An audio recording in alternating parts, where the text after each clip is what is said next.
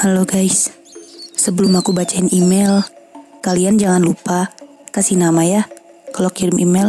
Sekarang aku dapat email dari pujowatisiti@gmail.com. Langsung aja yuk, let's go. Hai kasih, namaku Putri. Aku mau cerita tentang pengalaman menyeramkan waktu jam kosong di sekolah. Waktu itu, sekolahku baru saja mengadakan ujian semester. Setelah ujian, memang banyak jam kosong, kecuali anak-anak yang mengikuti remedi. Saat itu, aku kelas 1 SMP yang akan naik kelas 2. Aku dan kedua temanku, yaitu Lala dan Zia, emang lagi gabut. Kita punya ide untuk main petak umpet di sekitar sekolah. Bebas ngumpet di mana aja. Permainan pertama, aku yang jaga. Lala dan Zia bersembunyi. Tidak lama untuk menemukan Lala. Kemudian, aku berlanjut mencari Zia. Sudah hampir 1 jam, aku dan Lala mencari Zia, tapi tidak ketemu. Aku minta bantuan Bu Guru untuk mencari Zia, dan untungnya ketemu. Zia ditemukan di belakang sekolah, tepat di bawah pohon. Zia pingsan, dan dahinya berdarah. Aku dan yang lain langsung cepat-cepat membawa Zia ke UKS. Keesokan harinya, kita ada acara kemah di sekolahan. Kakak kelas sudah memberi pengumuman untuk segera tidur agar acara besok berjalan dengan lancar. Aku justru tidak bisa tidur.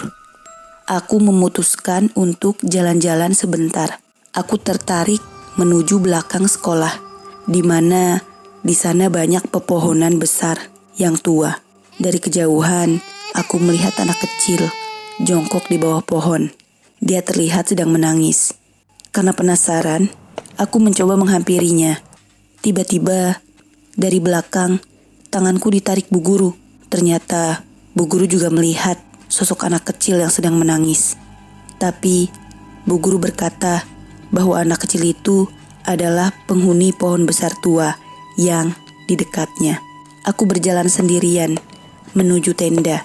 Salah satu tanganku terasa berat. Aku mencoba menggerakkannya, namun sulit. Aku merasa ada seseorang yang menahan lalu menarik tanganku. Ternyata dugaanku benar. Ada sosok perempuan cantik, namun dengan wajah menyeramkan. Aku tidak dapat melihatnya dengan jelas. Ia berusaha membawaku ke sebuah tempat. Semakin aku menolak, semakin kencang juga tarikan tangan wanita itu, hingga membuatku kesakitan dan menangis. Aku berteriak kencang, tapi tidak ada satupun temanku yang mendengarnya. Sosok anak kecil tadi muncul di hadapanku dan membuat wanita seram tadi kabur, seolah-olah ia ketakutan. Tanpa rasa takut, aku pun berterima kasih pada anak kecil itu. Ia berkata padaku bahwa Zia waktu itu dibawa olehnya karena Zia mengambil boneka milik anak kecil itu dan tidak mau mengembalikannya.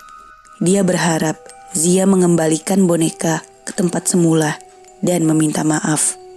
Aku ingin mengobrol bersamanya lebih lanjut, namun aku mendengar suara teman-teman memanggil namaku. Ternyata aku pingsan saat akan menuju tenda. Aku dibawa ke UKS, ditemani Bu Guru dan Zia. Aku juga menceritakan soal kejadian tadi, dan Bu Guru setuju. Ia menyuruh Zia untuk mengembalikan boneka yang sudah diambilnya, lalu minta maaf. Aku takut jika Zia tidak mau mengembalikannya. Ia akan tertimpa hal buruk kembali.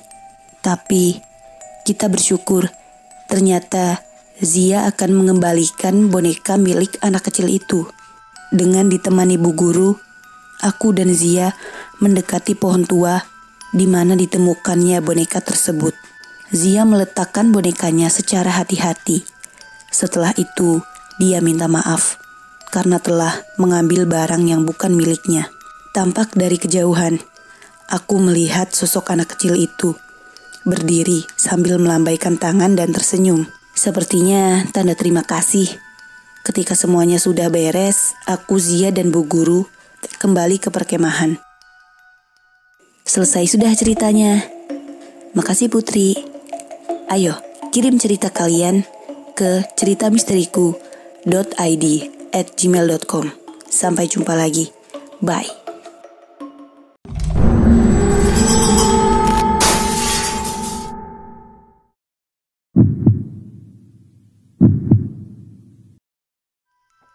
Halo guys, sebelum aku bacain email, aku ingetin lagi, jangan lupa kasih nama. Sekarang aku dapat email dari pujowatisiti@gmail.com. Langsung aja guys, let's go. Hai Kasih, namaku Kaira.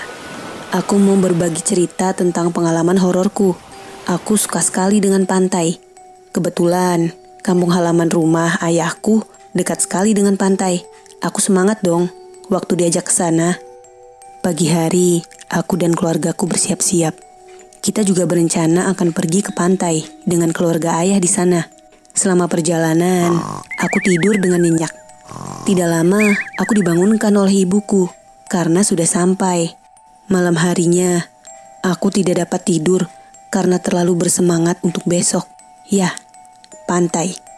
Aku membayangkan bermain air di pantai dan makan-makan bersama keluargaku yang lain. Pasti sangat seru.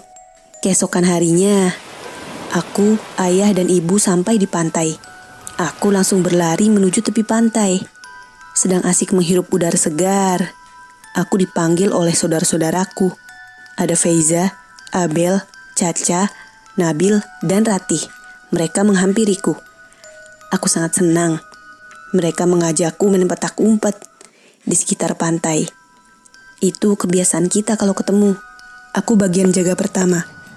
Semua saudaraku berpencar ke persembunyian masing-masing. Aku sibuk mencari kesana kemari. Namun, aku heran ketika melihat Fatih. Fatih duduk di atas sebuah batu besar. Aku melihatnya tertawa sendiri. Dengan rasa penasaran, aku menghampiri Fatih. Ia tiba-tiba merasakan kesedihan dan menangis.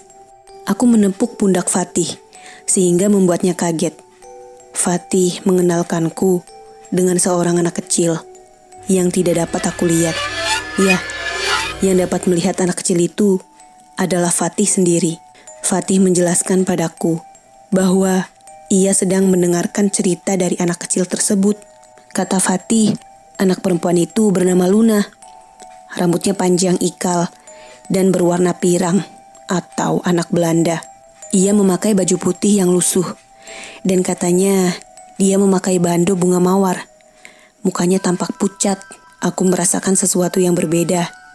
Sepertinya Luna ini bukan manusia pada umumnya. Segera aku tarik tangan Fatih dan mengajaknya berlari, meninggalkan Luna. Fatih terus menengok ke belakang.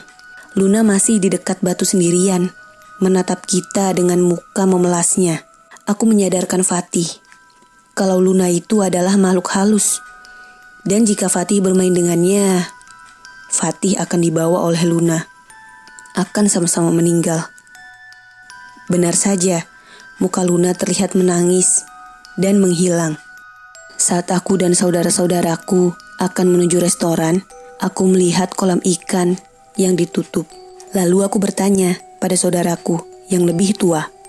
Katanya, kemarin ada anak-anak yang jatuh ke kolam ikan gara-gara melihat anak kecil di situ. Dan restoran yang sedang aku kunjungi adalah bekas rumah orang Belanda. Dia punya anak, namanya Luna. Tapi sang ayah benci sekali dengannya. Sampai-sampai sang ayah tega membunuh Luna. Aku kaget mendengar cerita saudaraku. Tapi aku percaya gak ada yang bisa ngalahin kekuatan Allah Subhanahu wa Ta'ala. Maka dari itu, aku dan keluargaku rajin beribadah dan mendekatkan diri kepada Tuhan Yang Maha Esa agar dilindungi. Selesai sudah cerita dari Kaira. Ayo, kirim cerita kalian ke ceritamisteriku.id@gmail.com. Sampai jumpa lagi guys. Bye.